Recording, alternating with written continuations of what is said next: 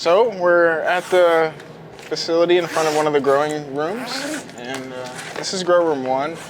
Not really too much is going on in here. There's a few oyster blocks that we have kind of finishing off their time here, and this is like a second flush block of the Nevada oyster. So yeah, we'll harvest this and let's see what else we'll have in here. Yeah, just some more of the Nevada oysters, of course. And this mushroom during the warmer times of year kind of has a little bit of a lighter color. During the colder months, it takes on a really dark bluish, greenish color. But now it kind of, as it matures, you can see it takes on a nice lighter steel blue appearance with nice kind of like a greenish tones to it. We have some golden oysters that are producing a second crop, and we were just here like actually a week ago, and we had some golden oysters growing off of this block that were overgrown. So those were harvested, and at this point we've had a second crop appear, and it's looking really good. This will be ready to harvest within the next 24 to 36 hours, so I'll just keep my eye on it. But yeah, the golden oyster is a great summer variety, of course.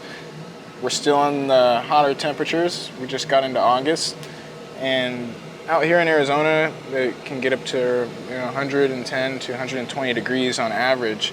So kind of switching the strains that I do grow this time of the year is kind of important. Otherwise, I'll lose out on production, and it'll just hurt the overall business in a way. But yeah, just making sure warmer varieties are grown during the warmer months, like the golden oysters and the pink oysters do well in temperatures from 70 to 85 degrees, even more. I've seen them growing at 90 degrees at times. We have another block of gold.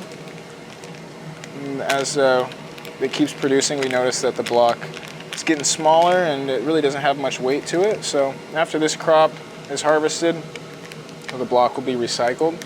And we've had a couple bigger entities reach out about just picking up substrate. There's like a garden space out here called Spaces of Opportunity.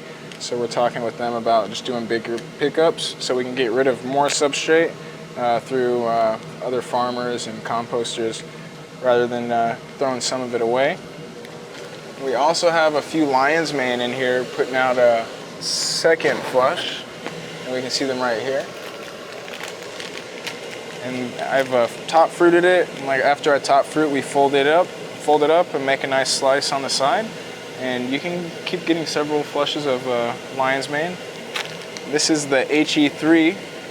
This is a nice, dense, meaty strain of lion's mane that is actually my favorite. I really like the texture of it. I also have a couple of strains that do produce the longer teeth. Those ones are really good for like farmers markets and stuff like that. I found that the denser ones do better for like wholesale and distribution. Chefs really like it. It just holds up really well, and the shelf life is amazing. So it's just a great mushroom. That's basically it for this grow room. We're gonna finish it out and get it restocked with a bunch of lion's mane here in the next couple days.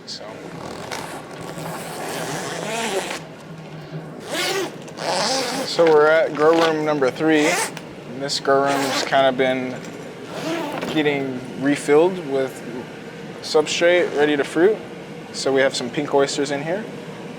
These were just loaded a couple days ago, and we can already see them starting to form these beautiful clusters of mushrooms. So this is a really fast fruiting strain, and it's a tropical species. Most of the times we're finding that it's already ready to go into the grow room within 10 to 14 days after inoculation.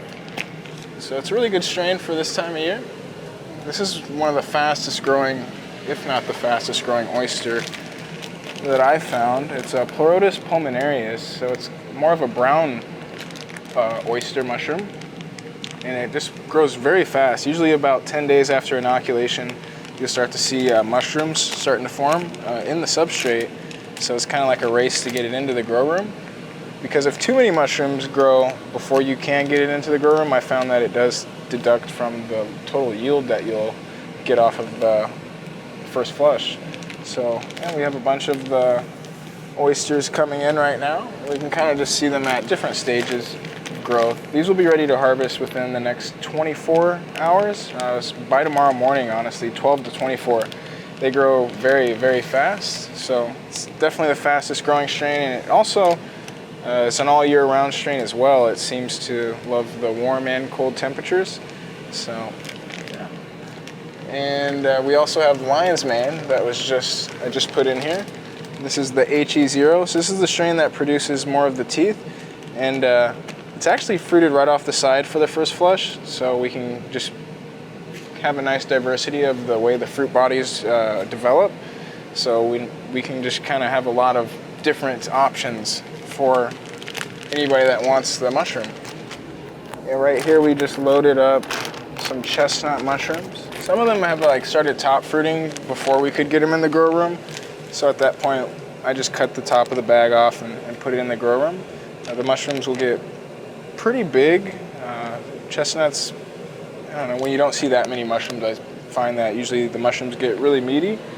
And a lot of the mushrooms, or a lot of the blocks, are just side fruited or top fruited. So we just load the blocks in just like we do any of these ones and just make a nice diagonal cut on the front of the block so we can get a nice crop. And then we just have some Lion's Mane, really old. This is like a fourth flush. Some of them we've just been letting hang around, especially this time of year where it's a little bit slower for us in the dead of the summer. So we have a lot more space to grow more mushrooms, so we just let them do their thing.